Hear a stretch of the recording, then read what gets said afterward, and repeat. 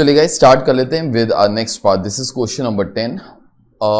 अभी तक हम लोगों ने इस चैप्टर के अंदर बेसिकली क्या सीखा हुआ है? We have learn the terms that are there, we have learn the difference between cost accounting, management accounting, financial accounting. We have learn कि कॉस्ट रिडक्शन और कॉस्ट कंट्रोल के अंदर फर्क क्या होता है। ठीक, towards the end we have started to come over to कि हम लोग कॉस्टिंग क्यों फॉलो करते हैं। Okay, now this question is all about what are the issues to be kept in mind when you install a costing system? जब आप अपना costing का सिस्टम तैयार कर रहे हो, कॉस्टिंग का सिस्टम का मतलब आप लोग सोच रहे हो कि लाइक अगर हम लोग सपोज सॉफ्टवेयर डेवलप करवा रहे हैं तो सॉफ्टवेयर के अंदर क्या क्या फीचर्स होने चाहिए। अभी आप लोग बहुत छोटे हो, but then you all will start to realise जब आप बिजनेस करते हो ना, these things are those things that matter a lot, क्योंकि ये चीजें यार लॉन्ग टर्म। आप ये चीज जरा सोचो कि आपको कॉस्टिंग फॉलो करके आपको बेसिकली चाहिए क्या। Okay, what information do you want? You want cost of each and every unit, you want cost of each and every department. क्या इंफॉर्मेशन किस किस के पास पहुंचना चाहिए? एग्जाम्पल के तौर पे जो इंफॉर्मेशन मैनेजिंग डायरेक्टर के पास पहुंचता है, सेम इंफॉर्मेशन एम्प्लॉइज के पास नहीं पहुंचता। तो तुम्हारा ईआरपी सिस्टम, ईआरपी मतलब जो सॉफ्टवेयर होते हैं, वो ऐसा होना चाहिए कि it does not give access of every data to everybody. It is something that is not good. तो जब भी सॉफ्टवेयर वगैरह वो बनते हैं ना, whether it is for costing, actually even for financial accounts also, okay, they should be made keeping the organization का need in mind, okay, कि organization ये वाला चीज जो बनवा रहा है या फिर जो कर रहा है, okay, ये क्यों कर रहा है, what is the objective of us to be doing that, okay, hence we start this question, what are the issues to be kept in mind while installing a costing system. I'll give you a small example. अभी हमारे पास एक ERP system है, जब आप लोग हमारे इधर वो एडमिशन लेते हो, at that time we give you a GST print receipt up and so on. अभी मेरे को मेरे सॉफ्टवेयर से क्या क्या फीचर्स चाहिए थे। आई वांटेड कि हर एक महीने का जीएसटी कितना है। आई ऑल्सो वांट कि जीएसटी का कितना सेट ऑफ वो हो जाएगा तो every month. Okay, I wanted batch wise report, I wanted branch wise report, I wanted the collection of a certain batch, of a certain period, of a certain branch. So these are my needs, okay? और हर एक information मेरे हर बंदे के पास वो नहीं होता। Like जो managerial person होता है, like for every centre we have a head, उसके पास कुछ इंफॉर्मेशन तो वो पहुंचता है, सारा इंफॉर्मेशन वो नहीं पहुंचता। It is not good. Okay, same way in this case जो बंदा होगा who controls the entire organization, in this case CMA, I have access to the entire information. Okay, so something like this, you should always try to think before you try to start installing a system or you try to make a system. Okay, what are the things to be kept in mind? तो सबसे पहले objective, the objective of the costing system. तुम लोग ये वाला जो system है क्यों इंस्टॉल करवा रहे हो या फिर क्यों बनवा रहे हो? तुम्हारा कॉस्टिंग का ऑब्जेक्टिव क्या है? Do you want to be finding out cost of each and every unit, cost of each and every process, cost of each and every branch, cost of each and every say segment? Okay, suppose you all sell to wholesalers, you all sell to retailers. Okay, तो तुम्हारा objective क्या है? वो objective हमेशा हमेशा हमेशा अपने दिमाग में रखो ताकि you understand that in end your objective is met. Okay, in reality if ever you want to be getting a system done, हमेशा ना before you try to see the systems, okay, एक पेज लो, एक pen लो and try to write down कि तुमको तुम्हारे software से क्या क्या डेटा चाहिए और फिर एक ऐसा सॉफ्टवेयर बनवाओ जिसके अंदर वो सारा का सारा डेटा आए। ठीक है, आगे the objective of costing system, for example whether it is being introduced to fix the prices और insisting a system of cost control. हम लोग कॉस्टिंग क्यों इंप्लीमेंट वो करना चाहते हैं? Whether we want to be fixing the selling prices और we want to be having a cost control. तो अगर आप लोग कॉस्ट कंट्रोल के लिए वो कर रहे हो तो तुम्हारे सिस्टम के अंदर फिर स्टैंडर्ड कॉस्टिंग भी इंप्लीमेंट वो होना चाहिए। तो वहां पे स्टैंडर्ड्स, जब आप लोग कुछ भी डेटा इनपुट करते हो the software should ask you sir इसके स्टैंडर्ड्स क्या हैं। ओके, ताकि इन एंड वो आपको वेरिएंसेस कंप्यूट करके दे दे। B, nature of the business or industry. Now every business has its own peculiarity and objectives. हर एक बिजनेस सेम नहीं होता। कोल का बिजनेस और H&X are two different businesses, उनका नीड्स अलग होगा, मेरा नीड्स अलग है। Okay, they want to be finding out so many things कि एक्साइज ड्यूटी क्या है, वो एक्सेट्रा एक्सेट्रा। अभी मेरे केस के ना वो एक्साइज ड्यूटी नहीं आता, वो जीएसटी आता है। फिर वहां पे तो सब्सिडी का फंडा भी आएगा, यहां पर नहीं आएगा। सो ऑर्गेनाइजेशन का जो नेचर होता है ना, that plays a pivotal role that how a system should be functioning according to cost information requirement.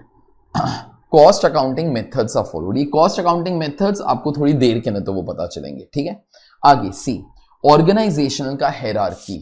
Okay, I hope you all understand. There is a top management, there is a middle level management, there is a lower level management.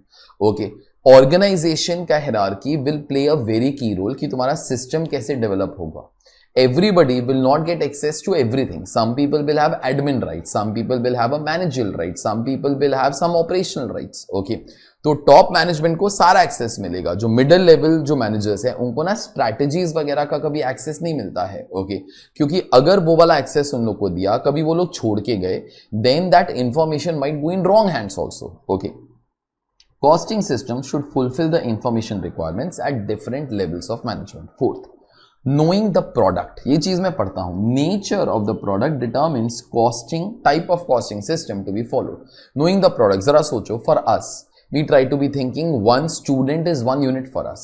Okay, यहां पर कुछ और cases हो सकते हैं. Suppose कोई एक logistics company है जो लोग गुड्स ट्रांसपोर्ट करता है from one place to another, like Blue Dart. Okay, for them their product is transportation. They would like to be finding out say cost per ton kilometre. Okay, तो you should always be knowing कि तुम्हारा product क्या है, ताकि you can try to plan the things in that particular way. ठीक है, आगे point number E, knowing the production process. Now अगर तुम्हारा एक मैन्युफैक्चरिंग कंपनी है, then this point is applicable to you, else not.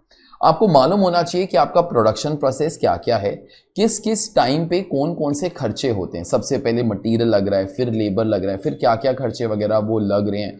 उसके बाद जो सुपरवाइजर्स हैं वो किस टाइम पे वर्कर्स को वो मैनेज करते हैं. All these things are required to input the data. Okay, unless and until आप लोग ये वाली चीजें अच्छे तरीके से नहीं करते, तुम्हारा cost accounting system will not be reliable. Okay, कभी कभी ऐसा होता है, कुछ खर्चे होते हैं जो लग रहे हैं, लेकिन आप लोग कॉस्टिंग सिस्टम इंस्टॉल करते वक्त you forgot about those particular cost. So be careful, try to know कि तुम्हारा प्रोडक्शन प्रोसेस क्या है. P1 टू P2 जाता है, P2 टू P3 जाता है. Okay, so you should be exactly knowing. कभी कभी फॉर अ स्मॉल एग्जांपल क्या हो सकता है, जब प्रोसेस 1 ने गुड्स प्रोसेस कर लिए, उसके बाद प्रोसेस 2 तक पहुंचने के लिए शायद कुछ ना कुछ ट्रांसपोर्टेशन वगैरह का भी खर्चा हो. जरूरी नहीं है कि P1 and P2 are located side by side only. वो वाले खर्चे भी तो हैं.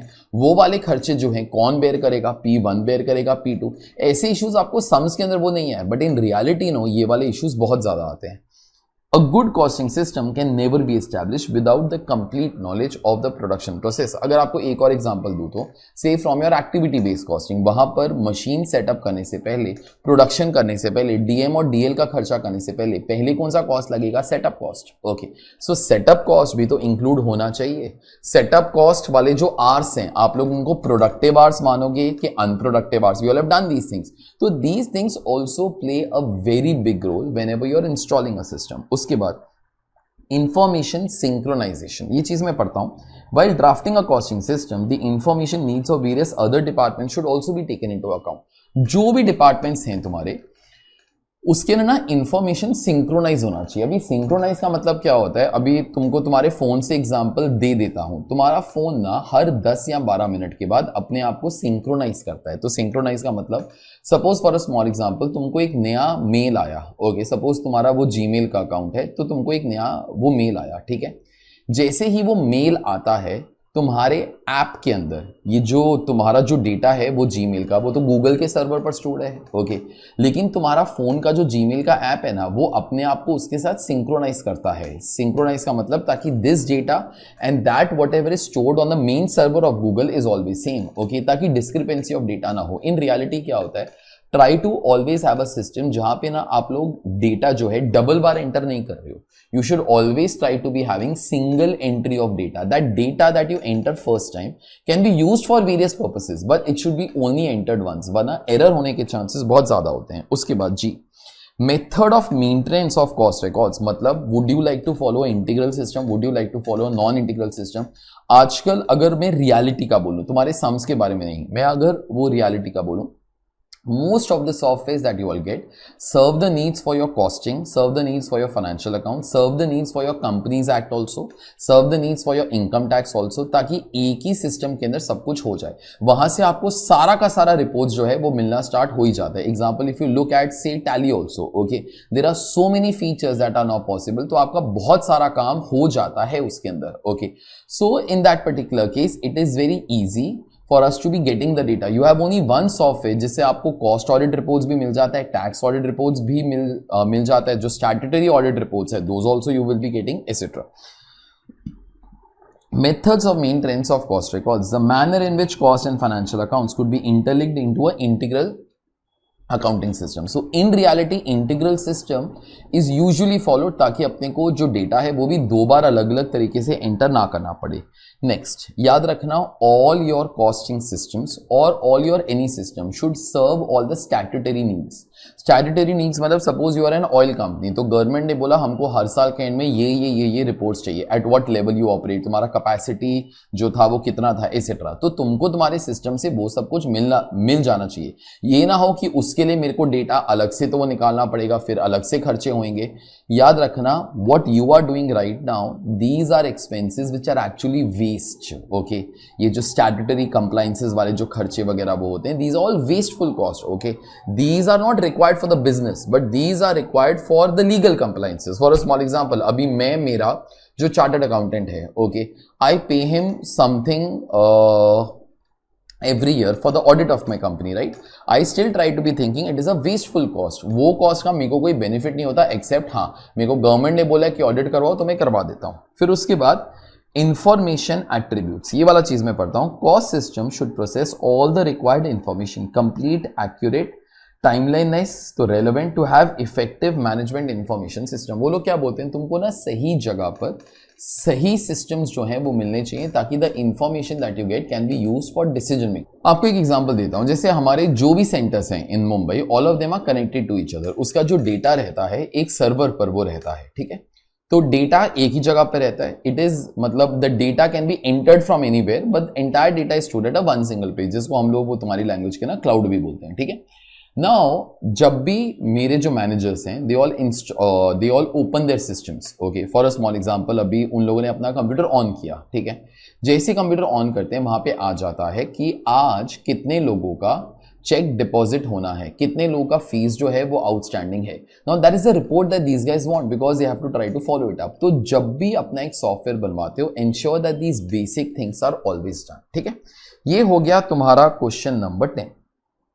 उसके बाद question number 11, what is the impact of information technology on cost accounting. Now IT, in fact मेरा जो पिछला वाला पूरा का पूरा वो डिस्कशन था ना, I assume that obviously computers will be used only for all such purposes. Okay, आजकल उन चीजों के बगैर honestly I try to be thinking तुम्हारा बिजनेस कभी बड़ा हो ही नहीं सकता.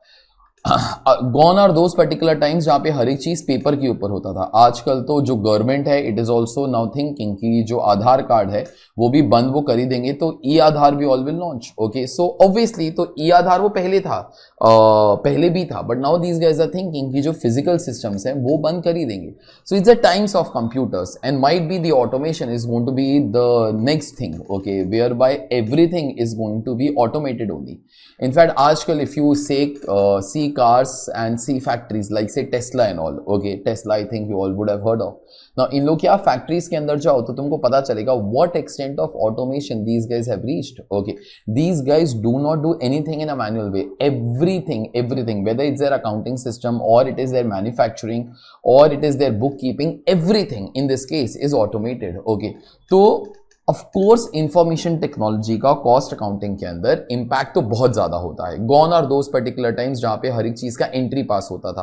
Now most of the entries are all done by itself only. Okay, these are the new things. आपको एग्जांपल देता हूं. If you go to UK, वहां पर सपोज मेरा एक बिजनेस है. ओके, अभी इंडिया के अंदर क्या होता है, कोई भी ट्रांजैक्शन हुआ, ओके, हम अपने अकाउंटेंट को देंगे, भाई इसका एंट्री पास कर, वो टैली लेगा, okay, and he will pass the entry.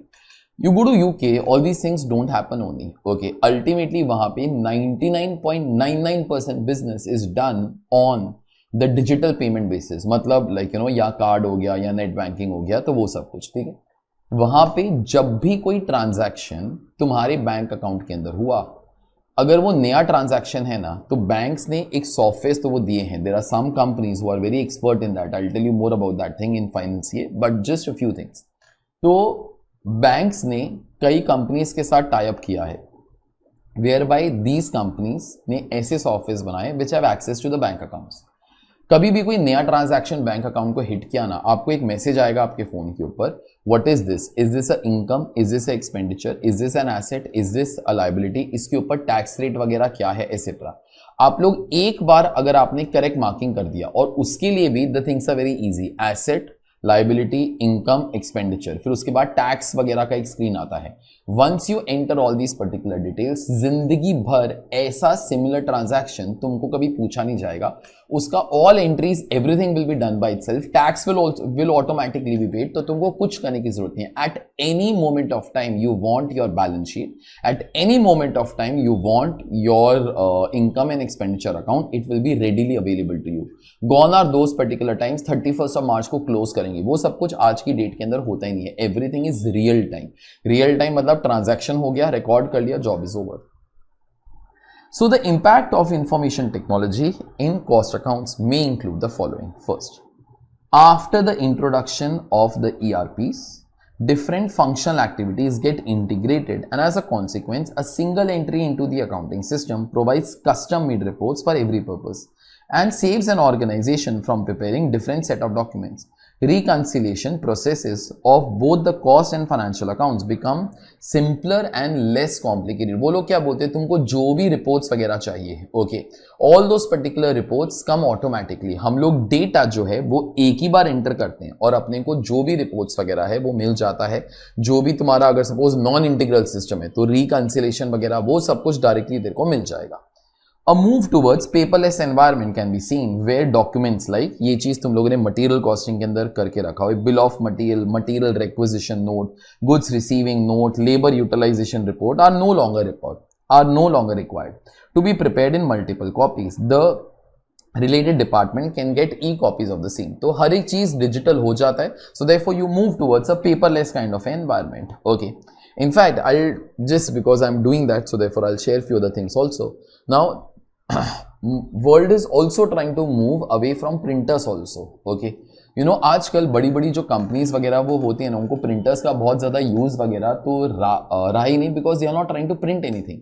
अगर आपको कोई चीज प्रिंट करने की कब जरूरत पड़ती है, जब आपको वो वाला डॉक्यूमेंट किसी और को सबमिट करना है। अगर हर चीज डिजिटली होगा, व्हाई डू रिक्वायर, इसलिए ज्यादातर बड़ी बड़ी companies these days don't buy a printer, they all hire a printer, जहां पे ना charges are based upon how many copies you print and the maintenance of the printers and all these particular things are done by the company, जो लोग आपको rent के ऊपर वो देते हैं। These are the things of future, okay? You don't require to be buying everything, okay? But these things are happening because IT has become so strong today. आपका जो returns वगैरह है, खुद ब खुद जरा सोचो कि under income tax also now you get an option to do e-returns, okay? जहां पर आपको कुछ पेपर नहीं फाइल करना है, you make your Excel sheet, you upload it on the portal of the income tax and everything is done, okay? So this is, you are trying to reach that level whereby hard copies might not be required.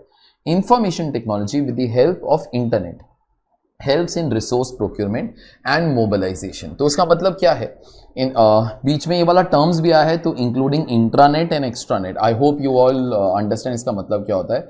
तो intranet मतलब this is the network within your company, and extranet मतलब your network is connected with the other companies also.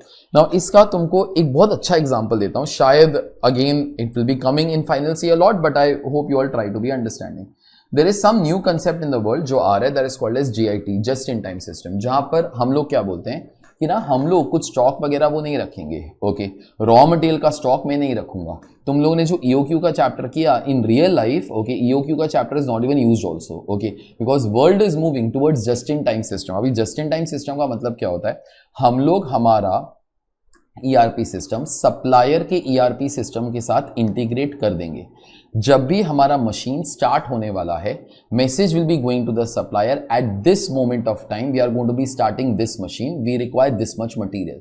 Supplier अपनी factory के अंदर raw material का inspection करवाएगा ताकि defect वगैरह वो ना निकले। The moment inspection is done, the material will be loaded on to the trucks and they will exactly reach the machines when the machines are about to be started.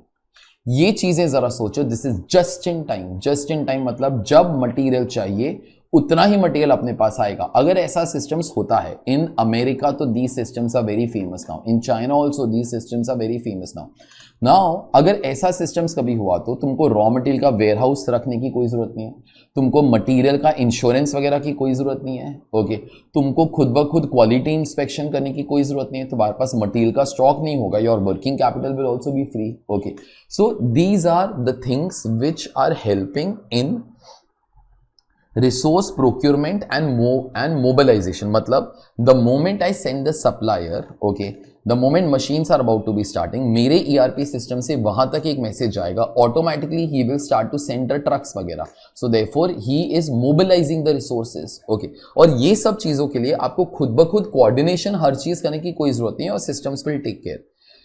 एक rule याद रखना of businesses, every business runs and succeeds because it is process oriented and not people oriented. The moment any company is people oriented, no, there will be errors, there will be frauds. The moment it is process oriented, all the world class companies in this world have excellent processes which easily cannot be manipulated by the human beings. You talk of every damn big company in this world. आप Amazon का बात कर लो, दिन के कितने receipts आते हैं, कितने payments आते हैं. Okay, whenever a order comes, they have to be paying money to the supplier also. Do you think that these जो Amazon है हर एक सेलर को रोज नेफ्ट वगैरह तो वो करता होगा, वो NEFT वगैरह तो वो करता होगा नहीं, all these things are automated now. आगे, cost information for a cost centre और cost object is ascertain with accuracy in timely manner. तुमको जो कॉस्ट इंफॉर्मेशन है एक्यूरेटली मिल जाता है as and when you all want. Uniformity in preparation of reports, budgets and standards can be achieved with the help of information technology.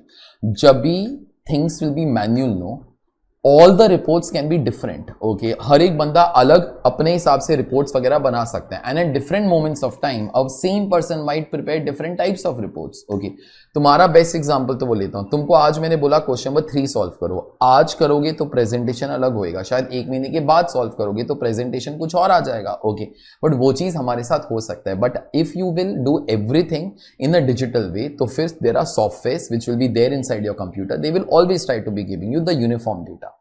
फिर उसके बाद 6th, cost and revenue variance reports are generated in real time which enables the management to take control of the measures immediately. तुम्हारे जो भी variances वगैरह हैं, जो भी cost reports वगैरह हैं, वो सब कुछ immediately अपने को मिल जाता है. ठीक है, फिर उसके बाद 7th, it enables an entity to monitor and analyze each process of manufacturing or service closely to eliminate non-value added activities. अभी non-value added activity based costing की डिटेल के अंदर जब भी वो घुसेंगे ना, we start to be realising कि हर एक कंपनी 2 तरीके का काम करता है, value added and non value added. Okay, मैं तुम्हारी लैंग्वेज के ना बात करूं, पढ़ना for you all is value added, लेकिन बार बार हर 10 मिनट के बाद ट्राई टू बी थिंकिंग किधर से पढ़ूं, मैं पास होऊंगा कि नहीं, these all non value added stuff. Okay, ये सब फालतू चीजें that we all think, but in realities of no use. Companies के अंदर भी there is something called as value added, something called as non value added. Example के तौर पे कंपनीज प्रोडक्ट्स मैन्युफैक्चर कर रहा है, that is value added. Okay, उससे कंपनी का प्रॉफिट बढ़ता है, लेकिन ना उनका जो मैन्युफैक्चरिंग का सिस्टम है उसके अंदर कंट्रोल बराबर नहीं है, तो ना बहुत सारा डिफेक्टिव्स निकलता है. तो डिफेक्टिव्स क्यों निकल रहा है? Because in this particular case you do not control your systems properly. So that particular thing is nothing but non-value added. Okay, तुम्हारे machines बराबर नहीं है, इसलिए जो goods बन रहे हैं वो डिफेक्टिव बन रहे हैं. जब भी डिफेक्टिव goods बनते हैं मैं उसको रेक्टिफाई करता हूं, that is non-value added. Okay, scrap generate होता है, that is non-value added. Okay, so basically your information technology will always help you to find out what is value added, what is non-value added. ठीक है, ये हो गया तुम्हारा question number 11.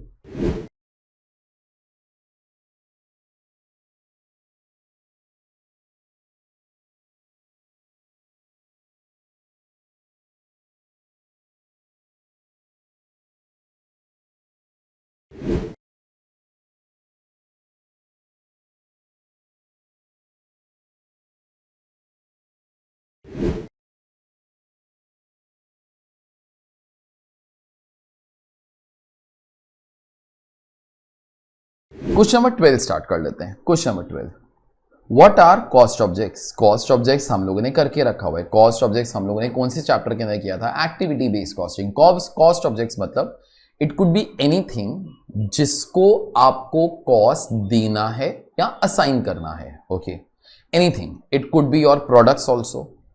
हम लोगों ने जैसे एक्टिविटी बेस्ड कॉस्टिंग का फर्स्ट क्वेश्चन, वहां पे अपने 3 प्रोडक्ट्स थे एबीसी, एबीसी को हम लोग कॉस्ट असाइन कर रहे हैं, those are nothing but cost objects. Cost object is anything जिसके लिए आप लोगों को अलग से कॉस्ट चाहिए, जिसके लिए आपको अलग से कॉस्ट चाहिए, ठीक है। So what are cost objects? Cost object is anything for which separate measurement of cost is required. Cost object may be a product or a service or a project or a customer, a brand category, an activity, a department or a program. Example देता हूं. Product का मतलब you all know, service मतलब suppose एक bank है, ठीक है, वो कस्टमर लोगों को काफी टाइप ऑफ फैसिलिटीज देता है. एक सपोज उन लोगों को फैसिलिटी देता है, you can withdraw the money from ATM machines, तो एक एटीएम मशीन्स का खर्चा होगा. फिर उसके बाद यहाँ पर इन this particular case it provide से द लोन्स वगैरह, ओके, तो यहाँ पे जो उनका क्रेडिट डिपार्टमेंट है उसका खर्चा होगा.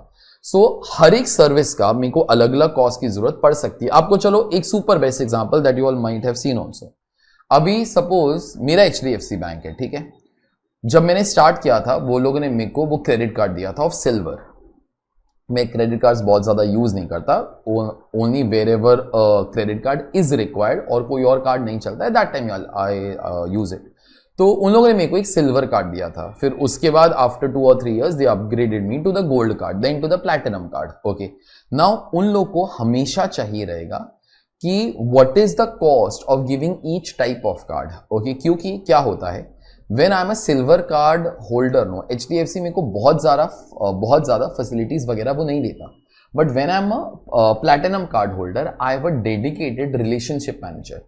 मेरे को कभी भी कोई भी तकलीफ हुआ at that particular time, I can call that particular person and he will attend to my call. Okay, so their cost is different for different types of cards. Okay, so we would like to be finding out. अगर suppose मैं bank हूँ, मेरे को मालूम होना चाहिए कि यार गोल्ड कार्ड्स, प्लैटिनम कार्ड्स और सिल्वर कार्ड्स वो देने वगैरह का कॉस्ट क्या है, ठीक है.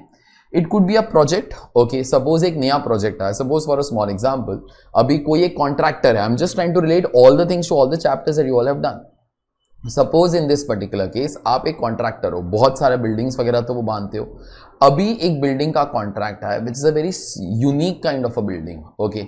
Now obviously you would like to know कि इस बिल्डिंग का अलग से कॉस्ट कितना है, ओके. अगर आपको इसका कॉस्ट एक्यूरेटली मिल जाता है, that could be used in future for various things. आप लोग सोच सकते हो यार ऐसी बिल्डिंग्स का अपना कॉस्ट ये होता है, फ्यूचर के अंदर अगर ऐसी बिल्डिंग्स और बनाएंगे then you will come to know कि अप्रोक्सीमेटली आपका कॉस्ट क्या है. You would like to know in this particular case the cost customer wise, okay. Again इसका आपको एक अलग टाइप ऑफ एग्जांपल देता हूं. अभी जो HDFC बैंक है ना, forget about the credit cards, लेकिन कुछ और एग्जांपल दे रहा हूं. जो भी उनके अकाउंट होल्डर्स होते हैं ना, it categorizes them into a normal customer, preferred customer, imperial customers. Imperial are the top level customers, preferred are the next, and then the normal category.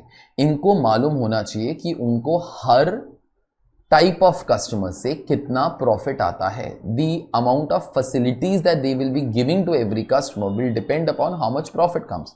कुछ और एग्जांपल देता हूं. एग्जांपल से for Samsung, okay. Apple is one of the biggest customers because they all supply the display cards to them, okay. तो Samsung का जो revenue statement है ना, सैमसंग का जो रेवेन्यू स्टेटमेंट है उसके अंदर वो लोग कस्टमर वाइज रिपोर्ट निकालते हैं कि लाइक हमको हर एक बंदे से कितना प्रॉफिट आता है. तो उनको एप्पल से बहुत तगड़ा प्रॉफिट आता है. All the iPhones use the display cards वगैरह of Samsung only. So in that particular case Samsung को अलग से प्रॉफिटेबिलिटी चाहिए. बेटा अगर प्रॉफिटेबिलिटी चाहिए, कॉस्ट भी तो चाहिए ना यार. So therefore customers can also be cost objects. Brand categories, you have different types of brands that you all have. For a small example अगर आपको बोलूं से HLL है जो हिंदुस्तान लीवर, ओके. उसके कितने कितने कितने ब्रांड्स हैं अंदर, उनको हर एक से बेटा वो प्रॉफिटेबिलिटी तो चाहिए. प्रॉफिटेबिलिटी के लिए कॉस्ट भी तो चाहिए. We could try to find out the data activity wise कि ये काम करने का कॉस्ट कितना है, ये काम करने का कॉस्ट कितना है. अपने को कॉस्ट कभी कभी डिपार्टमेंट वाइज भी चाहिए हो सकता है. इन दैट केस department could be a cost object. Anything जिसके लिए आपको कॉस्ट अलग चाहिए is nothing but that only. और a program, so it could be a short term kind of a venture that we all have taken. It could be like that particular thing also, ठीक है. Examples of cost objects are smartphones, okay, for a product manufacturing company. A tablet computer, आपको tablet computer मतलब something like से the surface और something, आपको उसका cost अलग से चाहिए. एक एसयूवी कार बुकलेट. इनफैक्ट यहां पर ना the list is endless actually service के अंदर. ओके, अभी जो एक कंपनी सर्विसेज प्रोवाइड करती है, मैंने उसका एग्जांपल्स भी लिखा हुआ है. An airline flight flying from Mumbai to Delhi, suppose say in this case Jet Airways, चलो अभी जेट एयरवेज तो बंद हो गया. Suppose in this case say Air India, वो एयर इंडिया भी बंद होने वाला है. ओके, अभी कोई और say SpiceJet. Okay, they would always like to be knowing कि Delhi to Mumbai in this particular case अलग से उस सेक्टर का प्रॉफिट कितना है. अगर एक ऑडिटर होगा, he would like to be knowing कि कंकरेंट ऑडिट करने का कॉस्ट वगैरह कितना है. आपको जिस चीज के लिए अलग से कॉस्ट चाहिए वो चीज मेरे को यहां पे बस चाहिए. प्रोजेक्ट के अंदर एक metro rail project, it could be a road project also, तो मेट्रो रेल का अलग से कॉस्ट चाहिए अप एंड सो ऑन. फिर उसके बाद activity, inspection of materials, okay, could be one activity. Placing of an orders, okay, कि order placing cost, जिसको आप लोग मटेरियल कॉस्टिंग के अंदर CA करके भी सिंबल वो दे ही देते थे.